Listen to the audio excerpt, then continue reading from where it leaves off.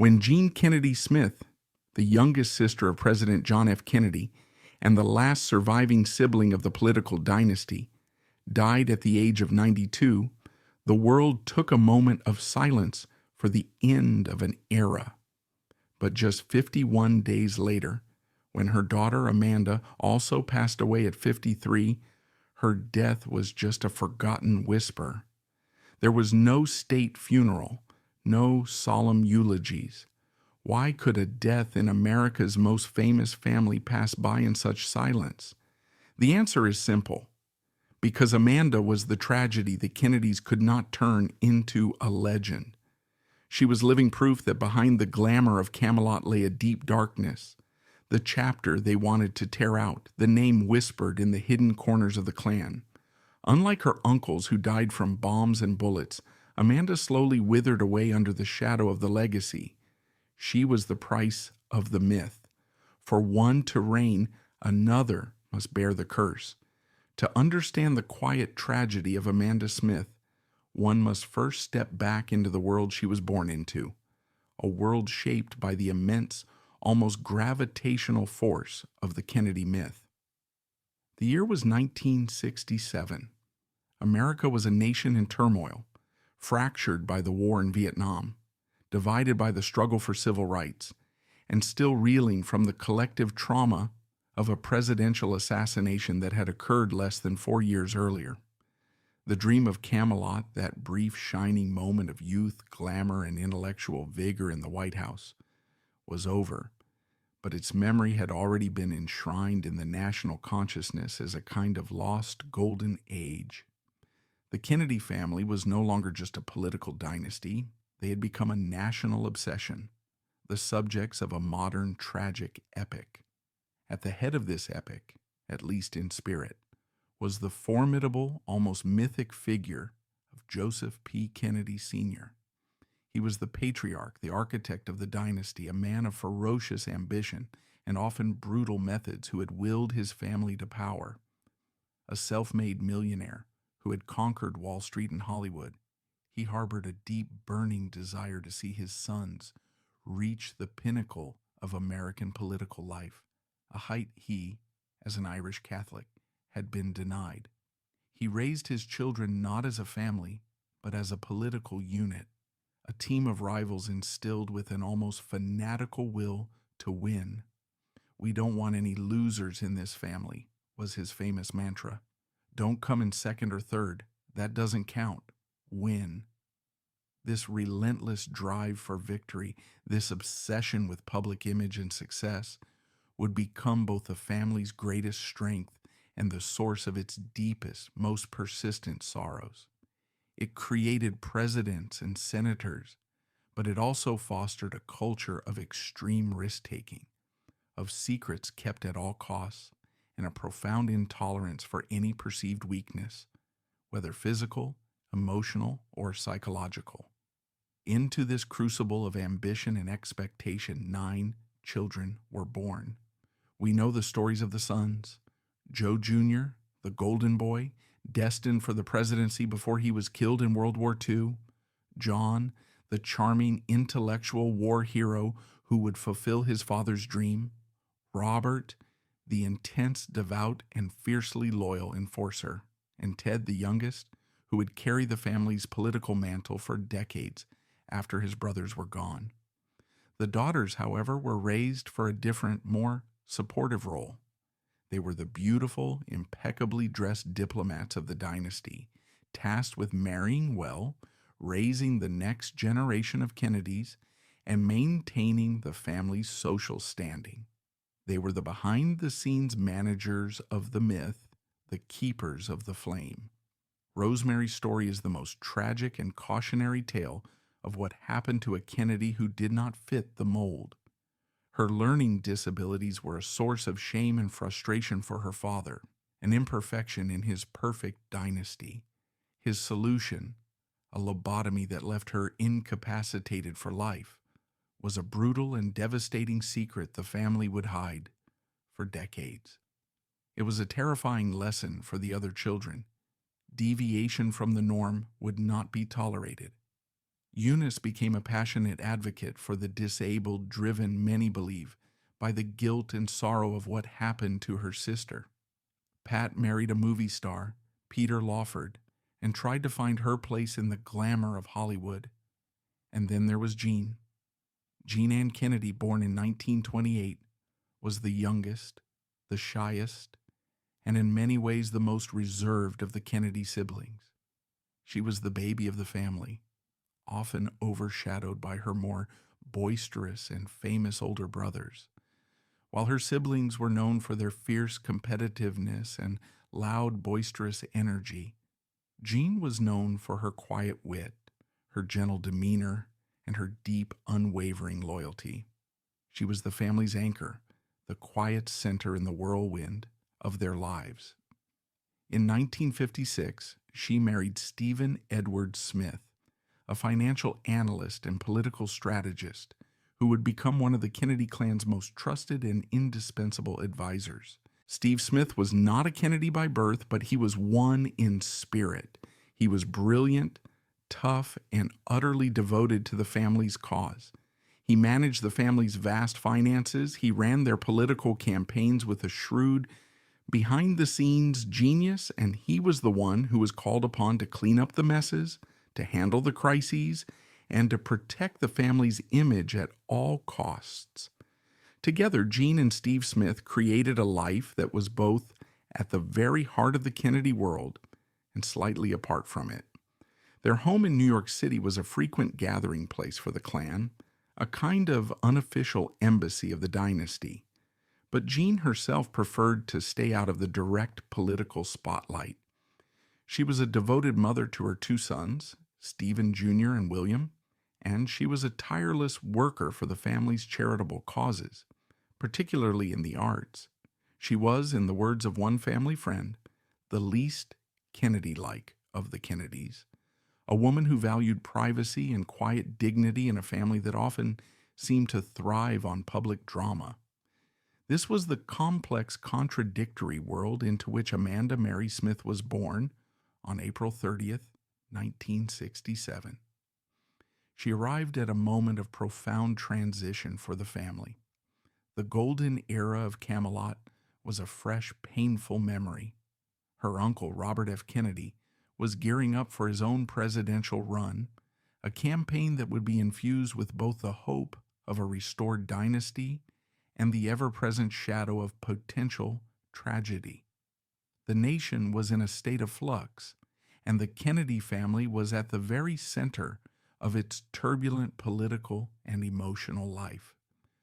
From her very first moments, Amanda was a child of the myth. Her birth was announced in the society pages, another cherubic face in the sprawling, endlessly fascinating Kennedy clan. Her childhood was, on the surface, one of unimaginable privilege. She grew up in a world of sprawling apartments on Fifth Avenue, of summers spent at the legendary Kennedy compound in Hyannisport, of holidays in Palm Beach, and of skiing trips to Aspen. It was a world of private schools, of famous house guests, and of a casual, almost unconscious proximity to power. She and her cousins were the next generation of the American aristocracy, children who played touch football on the lawn with senators and who learned to sail in the waters off Cape Cod, always aware that they were part of something larger, something historic. But beneath this glittering surface, there were already signs of the profound challenges that would come to define Amanda's life. She was a sensitive, quiet child, much like her mother, in a family that prized extroversion and athletic prowess. The Kennedy cousins were a famously boisterous and competitive bunch, a kind of tribal unit with its own strict rules and hierarchies. For a child who was naturally more reserved, more introspective, finding a place within that loud, confident world could be a daunting challenge. Her own immediate family was also undergoing a significant change. In 1972, when Amanda was 5 years old, her parents adopted a daughter, Kim Maria, from Vietnam. This act of humanitarian generosity was very much in keeping with the Kennedy family's tradition of public service. But for a young Amanda, the arrival of a new sibling, particularly one with such a different and compelling backstory, may have been a complex emotional experience.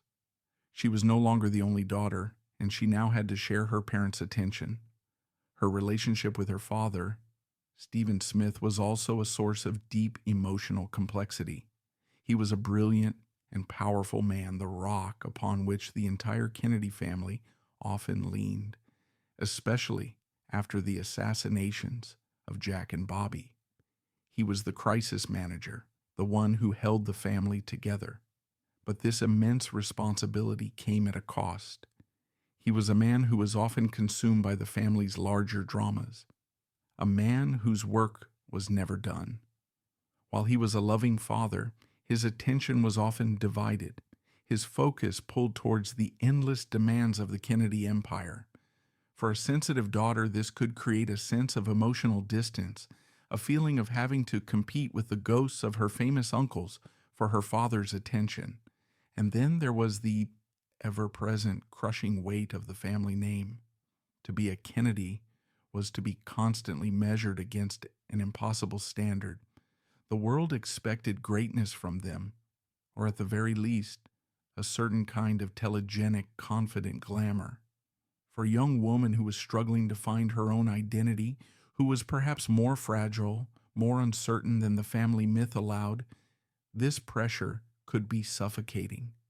She was living in a world that had been built by her uncles for her cousins, a world where the rules had been written long before she was born.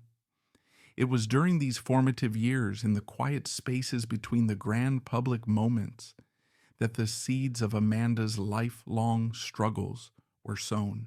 The feeling of being an outsider in her own family, the quiet ache of a father's divided attention, the overwhelming pressure of a legendary name, all of these things began to coalesce into a profound sense of not quite belonging, of not quite measuring up.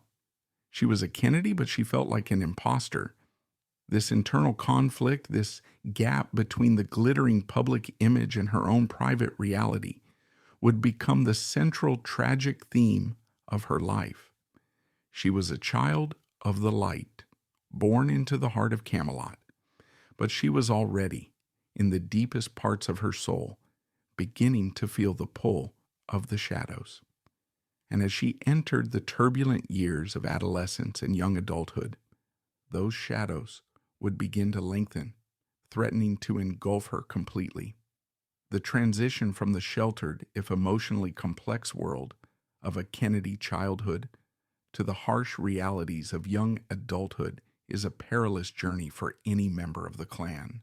It is the moment when the private life collides with the public myth, when the weight of expectation becomes a tangible daily burden.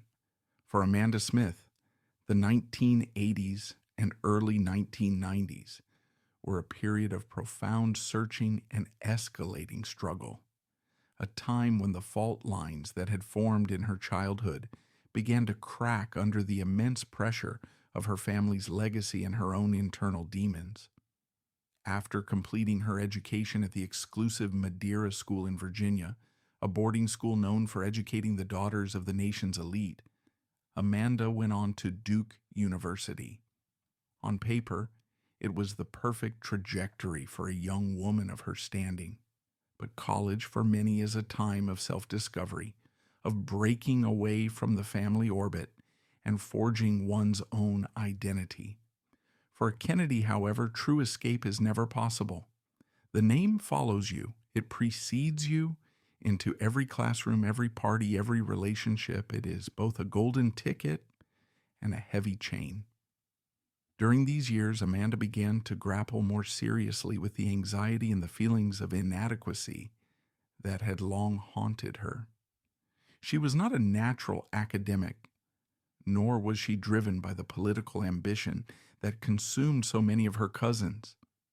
She was a young woman trying to find her place in a world that had already decided who she was supposed to be, It was in this environment of intense social and academic pressure that her struggles with alcohol are believed to have begun in earnest.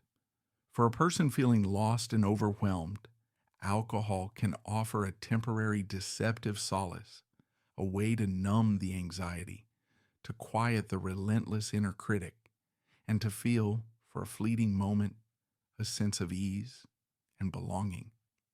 This was a particularly dangerous path for a member of the Kennedy family. The clan had a long, troubled, and often unacknowledged history of substance abuse. The patriarch, Joe Kennedy Sr., had made his fortune, in part, through the importation of liquor after Prohibition. The family's social life was famously lubricated by alcohol, and a culture of heavy drinking was often seen as part of the boisterous, life-affirming Kennedy persona.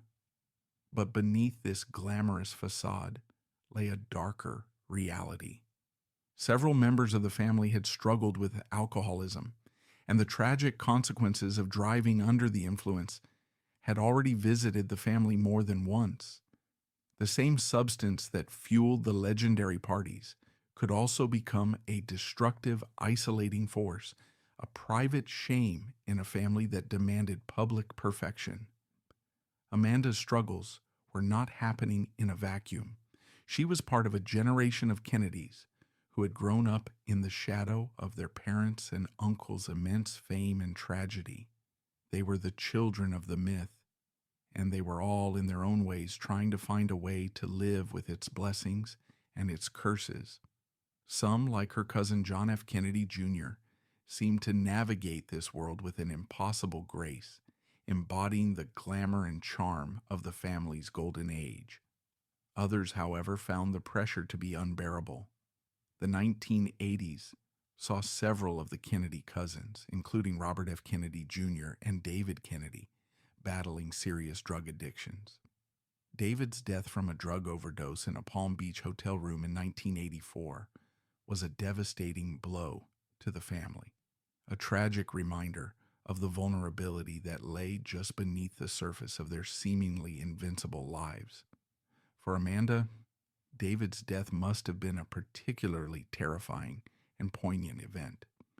Here was a cousin who had also felt like an outsider, a sensitive soul who had been deeply traumatized by his father's assassination and who had sought refuge in heroin and cocaine. His death was a stark warning of where the path of addiction could lead.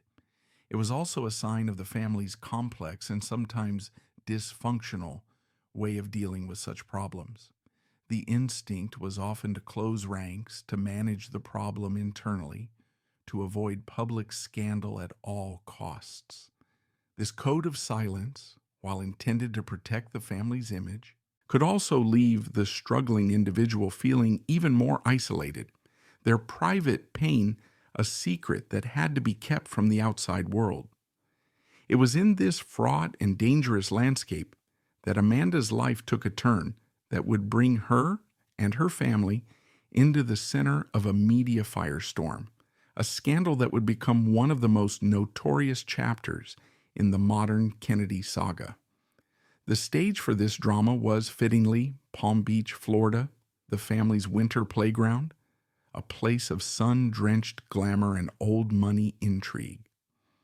On the evening of March 29th, 1991, during the Easter weekend, Amanda's older brother, William Kennedy Smith, a 30-year-old medical resident, went out for a night of drinking with his uncle, Senator Ted Kennedy, and his cousin Patrick Kennedy. At a popular local bar called Our Bar, they met two women, one of whom was a 29-year-old named Patricia Bowman. Later that night, back at the Kennedy's oceanfront estate, an incident occurred that would lead to one of the most sensational trials of the decade. Patricia Bowman accused William Kennedy Smith of rape. The news exploded across the globe. It was a story that had everything: a legendary political family, a respected senator, a handsome young doctor, a beautiful accuser, and a backdrop of wealth, power, and late-night drinking. The media descended on Palm Beach, and the Kennedy family once again found itself at the center of a storm of scandal and speculation. For Amanda, the ordeal was a nightmare. Her beloved older brother was being accused of a violent crime. Her family, which she had always seen as a source of strength and protection, was now being portrayed as a decadent, out-of-control clan, its dark side laid bare for the world to see. The trial, which was televised, was a brutal, humiliating spectacle. Every detail of that night was dissected. Every aspect of her family's life was put under a microscope. The Kennedy name, which had once been a symbol of hope and idealism, was now being dragged through the mud. Amanda's precise role in the events of that night has always been a subject of some debate, a perfect example of how she so often existed in the margins of her family's larger story. She was present at the estate that weekend. One of the key and most emotionally charged pieces of the story involved her. Patricia Bowman testified that after the alleged assault, she had run through the house in a state of distress and had encountered a woman she later identified as Amanda Smith. According to Bowman, Amanda seemed unconcerned, a moment that the prosecution used to paint a picture of a family so accustomed to scandal that they were indifferent to the suffering of outsiders. However, Amanda's own account, and that of the defense, was very different. She was never called to testify, a strategic decision by her brother's legal team. But her version of events was that she had been woken by the noise and had briefly encountered a woman who seemed upset, but who did not say she had been assaulted. The defense argued that this was a consensual encounter that had been misconstrued. Whatever the truth of that fleeting late-night interaction, the image of Amanda as a peripheral, almost ghostly figure in the midst of this chaotic, life-altering drama is a powerful one. She was there at the very heart of the storm, but once again, she was a silent witness, her own experience and perspective largely unheard, overshadowed by the larger narrative of her male relatives. In December of 1991, after a grueling, high-profile trial, William Kennedy Smith was acquitted of all charges. For the family, it was a moment of immense relief, of vindication, but the damage had been done. The trial had exposed the fault lines within the family, the culture of entitlement and risk-taking that often went hand in hand with their immense privilege. And for Amanda, the experience was deeply scarring.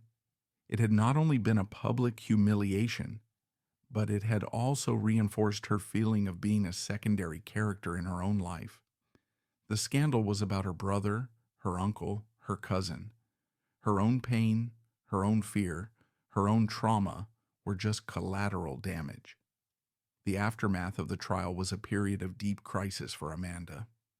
The public scrutiny, combined with the stress of the ordeal, exacerbated her existing struggles with anxiety and addiction. It was a turning point, a moment when her private battles began to spill out into the open, becoming more severe and more difficult to control. It was around this time that she reportedly entered rehabilitation for the first time. Her personal life was also in a state of turmoil.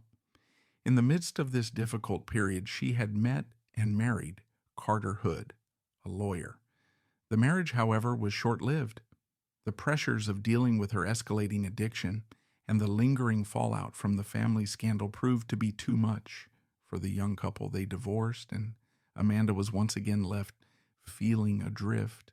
Her attempts to build a normal, stable life shattered by the extraordinary and often destructive circumstances of her birth. The 1990s should have been a time of promise for Amanda Smith. She was a young, intelligent, and beautiful woman from one of the most powerful families in the world. But instead, it became a lost decade, a period defined by the aftershocks of a public scandal and an increasingly desperate private war with her own demons. The dream of a quiet, ordinary life away from the glare of the Kennedy spotlight was proving to be an impossible one. She had been born into the light, but the shadows were closing in, and her long, lonely battle for survival was only just beginning. The aftermath of the Palm Beach scandal and the collapse of her first marriage marked a new, more perilous chapter in Amanda Smith's life. The 1990s gave way to the 2000s, and as the world moved into a new millennium, Amanda found herself locked in a relentless, unforgiving cycle of addiction, treatment, and relapse. This was the long, quiet, and largely hidden war that would define the remainder of her years, a battle fought far from the political rallies and society galas that were the traditional Kennedy stomping grounds. Her story became a case study in the devastating nature of addiction, a disease that does not discriminate, that can lay waste to a life regardless of wealth, privilege, or a famous last name. For Amanda, the struggle was twofold. She was fighting the disease of alcoholism and a growing dependence on prescription painkillers, but she was also fighting the immense, suffocating weight of her family's legacy. The Kennedy clan, for all its public triumphs, had always maintained a strict, almost ruthless code of privacy when it came to personal failings. Weakness was not something to be shared or discussed openly. It was something to be managed, contained, and, if possible, hidden from public view. This stoic, almost Spartan approach to emotional and psychological pain was a legacy of the patriarch, Joe Kennedy Sr., and it had been passed down through the generations. It was a survival mechanism, a way of protecting the family's carefully constructed image of strength and vitality. But for a person genuinely struggling with the chronic, relapsing disease of addiction, this culture of secrecy could be profoundly damaging. True, lasting recovery often depends on a radical honesty, on the ability to admit powerlessness and to seek help from a community of others. It requires vulnerability, a quality that was often in short supply in the competitive, emotionally guarded world of the Kennedys. Amanda was caught in a devastating paradox. The very family that could provide her with the best medical treatment money could buy was also in some ways the family whose cultural DNA made it incredibly difficult for her to embrace the kind of emotional openness that recovery required. Her life during this period became a blur of high-end rehabilitation centers, of periods of fragile sobriety, and of inevitable, heartbreaking relapses. Friends and family would watch with a mixture of hope and dread as she would seem to turn a corner, only to be pulled back into the grip of her disease. Addiction is often a disease of profound loneliness, and for Amanda this was doubly true. While she was surrounded by a large and powerful family, her struggle was, in many ways, a solitary one. The Kennedys were a family that was constantly moving, constantly engaged in the business of politics, philanthropy, and the management of their own legacy. They were a clan in perpetual motion, and it could be difficult for them to slow down, to truly grapple with the slow, patient, and often frustrating work of supporting a loved one through the long haul of recovery. Her mother, Jean Kennedy Smith, was a source of constant, if sometimes anguished, support. She loved her daughter deeply and spent a fortune on her treatment, seeking out the best doctors and facilities in the country. But Jean was also a product of her generation and her upbringing. She was a woman who believed in discretion, in putting on a brave face, and in not airing the family's dirty laundry in public. This could create a painful dynamic, one that is common in families dealing with addiction, where the love is real and deep, but the tools and the language to deal with the disease effectively are simply not there. The instinct is to fix the problem, to manage the crisis, But addiction is not a problem that can be managed like a political scandal or a business deal. It is a chronic illness that requires a different kind of endurance, a different kind of love. During her periods of sobriety, Amanda desperately tried to build a life for herself, to find a sense of purpose and identity outside of the Kennedy Smith name. She had a keen eye for design and a passion for art, interests she had likely inherited from her mother, who was a great champion of the arts. She attempted to carve out a niche for herself, working for a time in the art world, trying to create a professional life that was entirely her own. She also found a new source of personal happiness. In 1993, shortly after her first divorce, she remarried. Her second husband was Harmon G. Gushee, an attorney. For a time, it seemed as though she had found the stability and the quiet, unconditional love she had always craved. They moved to a beautiful apartment in a pre-war building on Park Avenue, and for a while they created a life that was a world away from the chaotic dramas of Hyannisport and Palm Beach. But the demons of her past were relentless. The underlying trauma, the anxiety, the deep-seated feeling of being an outsider, these things did not simply disappear with a wedding ring or a new apartment. And for an addict, even in periods of recovery, the disease is always there, waiting for a moment of weakness, a moment of stress, a moment of pain. The pressures of maintaining sobriety, combined with the lingering health issues that were beginning to plague her, put an immense strain on her marriage. After more than a decade together, she and Gushee divorced in 2006. She was now in her late 30s, a two-time divorcee, and once again she was on her own, facing her long-standing battles without the anchor of a partner. The subsequent years saw a significant decline in her physical health, a tragic and direct consequence of her long-term struggles with addiction. Decades of alcohol abuse had taken a severe toll on her body, and she was diagnosed with a host of serious chronic health problems. These included cardiac issues and respiratory ailments that left her in a state of constant, debilitating pain. This created a vicious, tragic cycle. The physical pain would drive her to seek relief in painkillers, which would then feed her addiction and further damage her already fragile health. She became a person living in a state of perpetual crisis, her life a revolving door of hospitals, doctors' offices, and treatment centers. Her public appearances became rare, almost non-existent, while her cousins were running for office, heading charitable foundations, and appearing on the covers of magazines. Amanda had retreated almost completely from the world.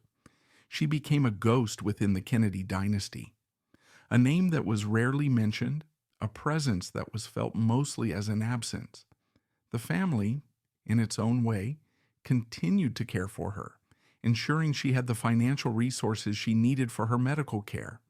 But she was increasingly isolated, her world shrinking to the confines of her New York City apartment, her life managed by a team of caregivers. There is a particular poignant kind of tragedy in watching a loved one slowly destroy themselves, a sense of helplessness that can be overwhelming for a family. For Jean Kennedy Smith, watching her only daughter's slow, painful decline must have been the great unspoken sorrow of her later years. Jean had lived a life of extraordinary privilege and purpose.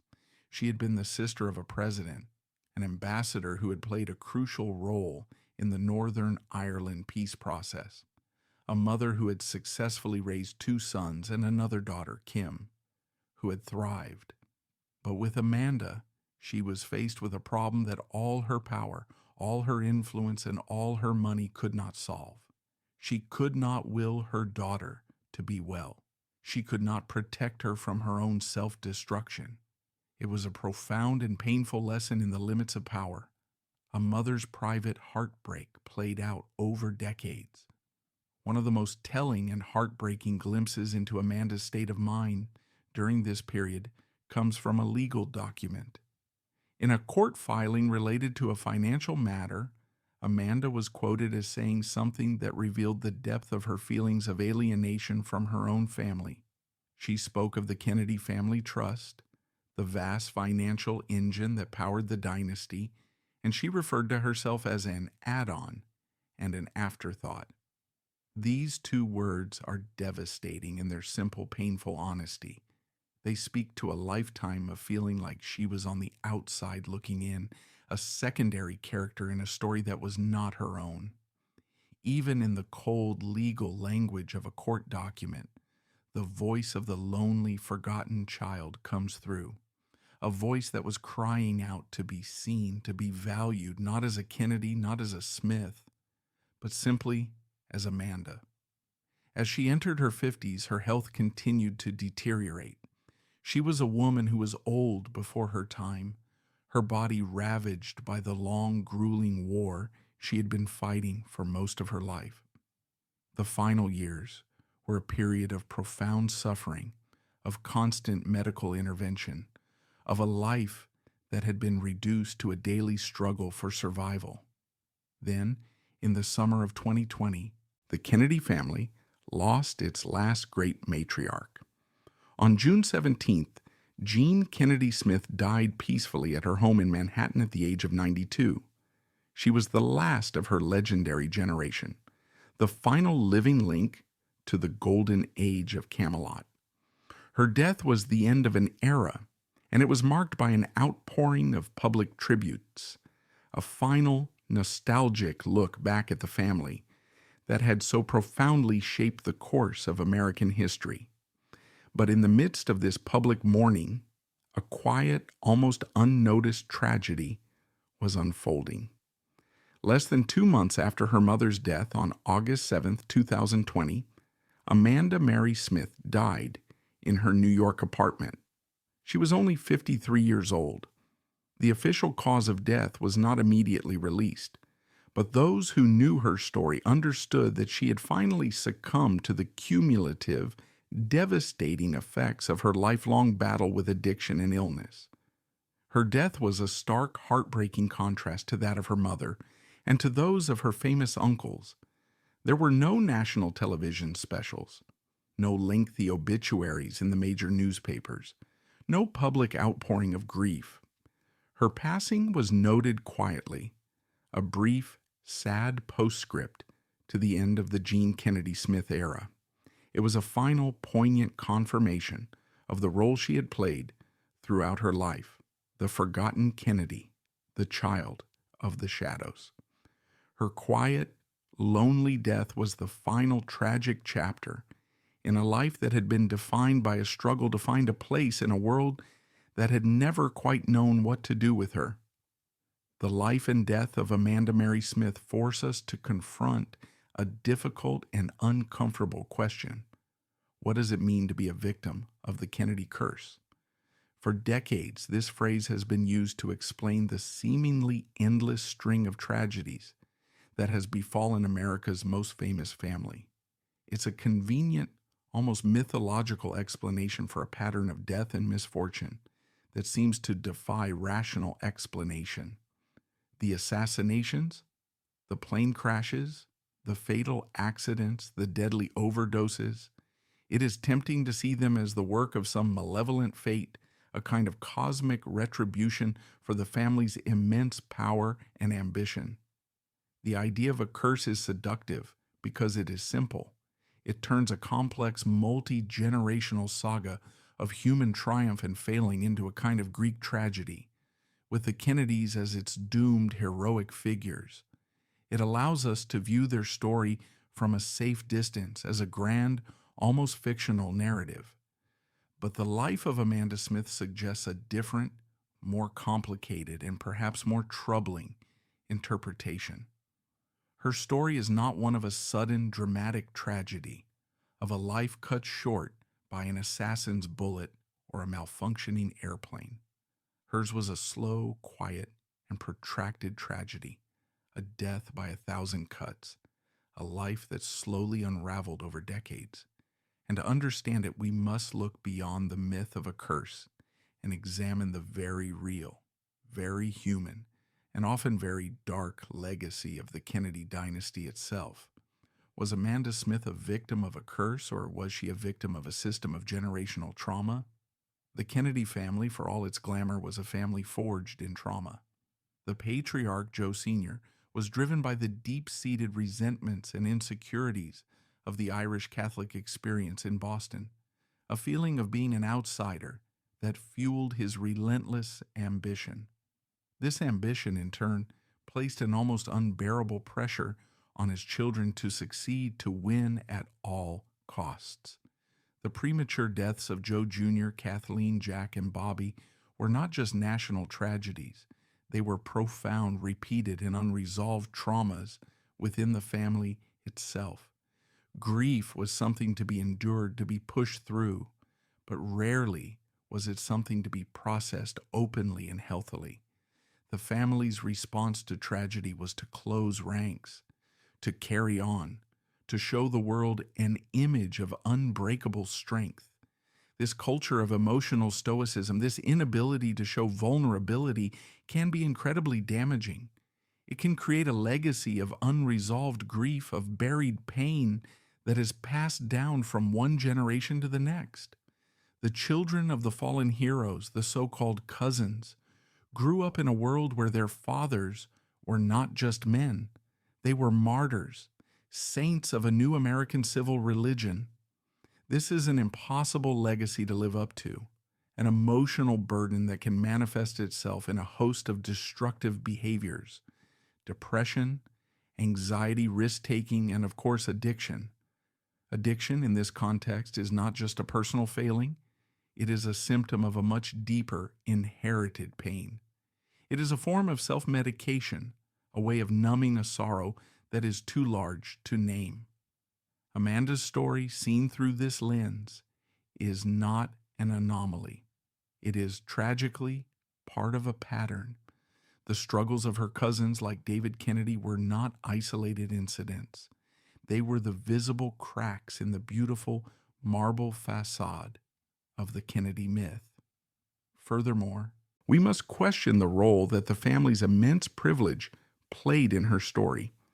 On the one hand, her wealth gave her access to the best possible medical care, but privilege can also be a golden cage. It can insulate a person from the normal consequences of their actions, making it harder for them to hit the rock bottom that is so often a necessary catalyst for recovery. It can also create a profound sense of purposelessness. When you are born into a world where you never have to work, where everything is provided for, it can be incredibly difficult to forge a sense of identity and self-worth. Amanda's struggle was, in many ways, a struggle for meaning, a search for a place where she could be valued for who she was, not for what her name represented. This leads to the most sensitive and controversial aspect of her story, the question of the family's responsibility. Did the Kennedys fail Amanda? It is a question that is impossible to answer definitively, and one that must be approached with a great deal of nuance and compassion. There is no doubt that her mother, Jean, and other family members loved her and tried to help her. They spent vast sums of money and emotional energy in a desperate attempt to save her. But was their way of helping the right way? Did their ingrained desire for privacy, their need to protect the family's image, inadvertently contribute to her isolation? Did their focus on managing the problem of her addiction prevent them from addressing the deeper underlying pain that was fueling it? These are not questions of blame, but of understanding. The story of Amanda Smith is a powerful and tragic illustration of the fact that love is not always enough. A family can love a child with all its heart, but if it does not have the tools, the language, or the emotional capacity to deal with the complexities of trauma and mental illness, that love can be rendered powerless. The Kennedys were a family that was brilliant at winning elections, at shaping public policy, at inspiring a nation. They were, however, perhaps less equipped to deal with the quiet, messy, and deeply personal work of healing the wounds within their own ranks. Amanda's life was a testament to that tragic disconnect. She was a casualty of a family that was, in many ways, a victim of its own success, a dynasty whose public triumphs were often paid for with a currency of private pain. Her story is a debate that history has not yet settled, a quiet but persistent question mark hanging over the otherwise gleaming narrative of America's greatest political family. The story of Amanda Mary Smith did not end with her quiet death in the summer of 2020. In many ways, that was just the beginning of her true significance. Her life, lived so long in the shadows, has become a powerful posthumous lens through which we can re-examine the entire Kennedy saga, a story we thought we knew so well. She is the ghost at the Camelot feast, the silent figure in the family portrait whose story forces us to look again, to see the cracks in the myth, and to understand the profound human cost of living as a footnote to history. Her most immediate and personal legacy is a deeply human one. She serves as a poignant and devastating symbol of the forgotten child, the outsider who exists in almost every family, famous or not. Her life is a reminder that even in the closest of clans, there are those who feel they do not belong, who struggle to find their place, who carry the weight of unspoken sorrows. Her story resonates far beyond the gilded world of the Kennedys, speaking to anyone who has ever felt like an add-on or an afterthought in their own life.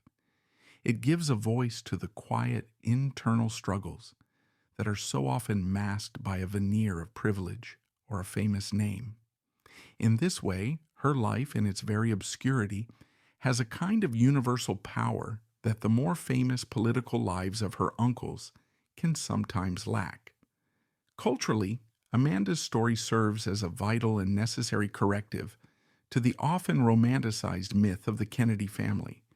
For decades, the narrative of Camelot has been one of glamour, intelligence, and tragic heroic destiny.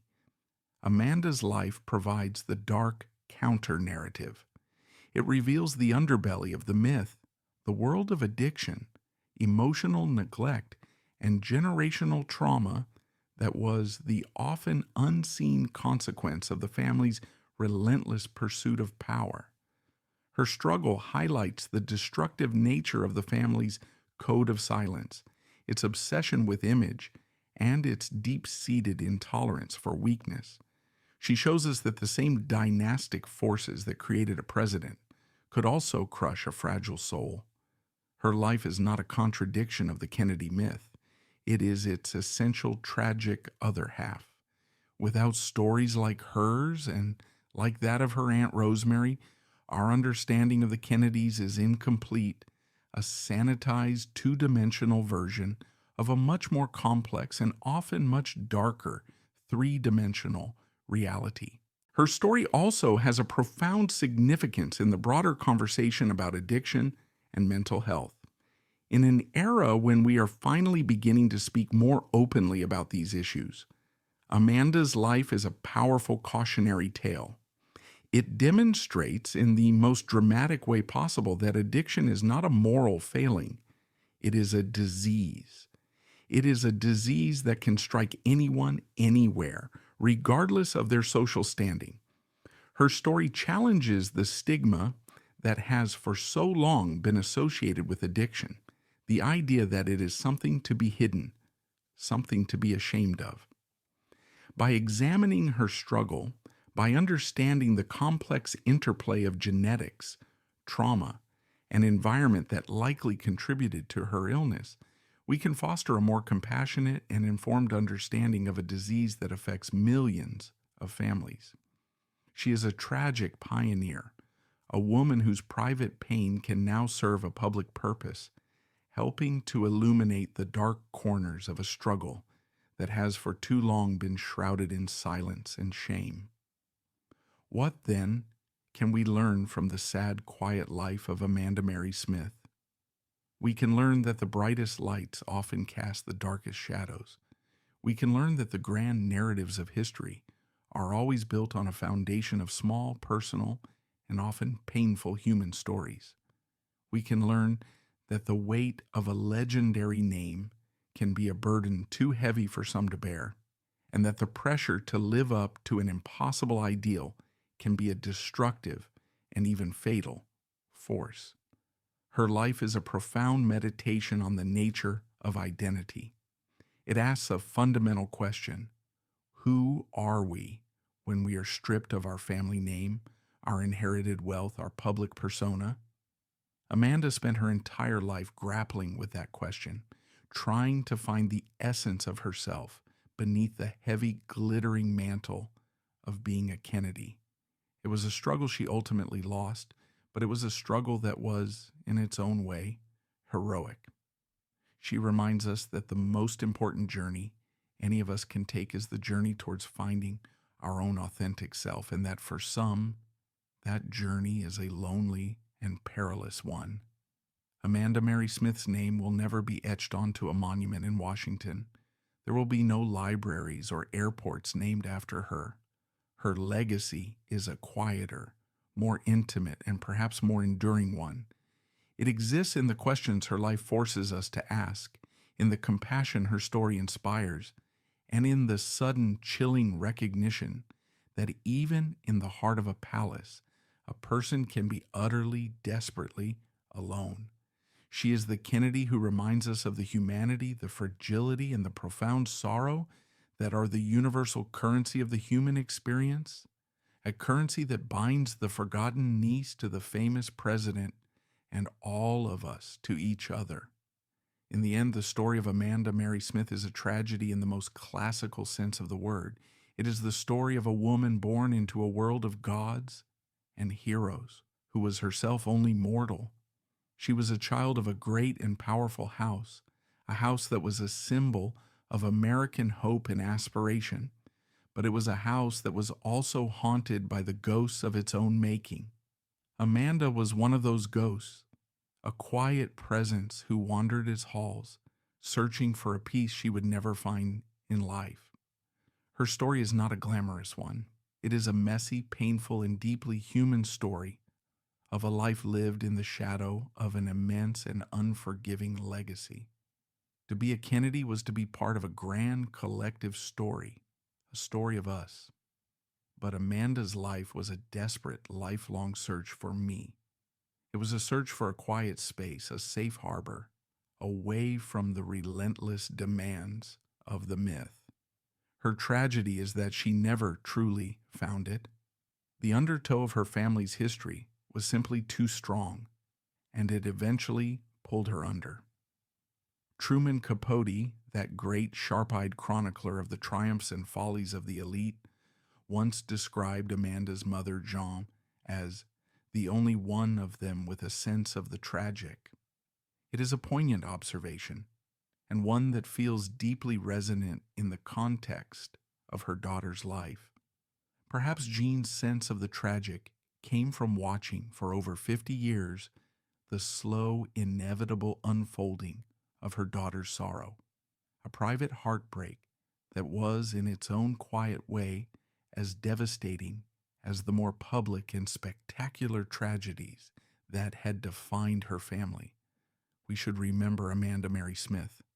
We should remember her not as a failure, not as a scandal, but as a woman who fought a long, lonely, and courageous battle against a disease that was intertwined with the very fabric of her being and the history of her family.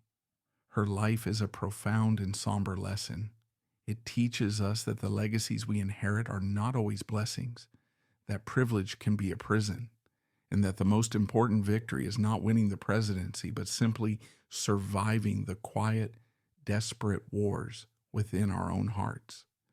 Amanda may have lost her war, but in the telling of her story, in the compassion it demands of us, there is a small but vital measure of redemption. She was the forgotten Kennedy, the child of the shadows. And by finally bringing her story into the light, we pay tribute to a life that mattered, a life that was, in its own fragile and heartbreaking way, as much a part of the American century as any of her famous kin.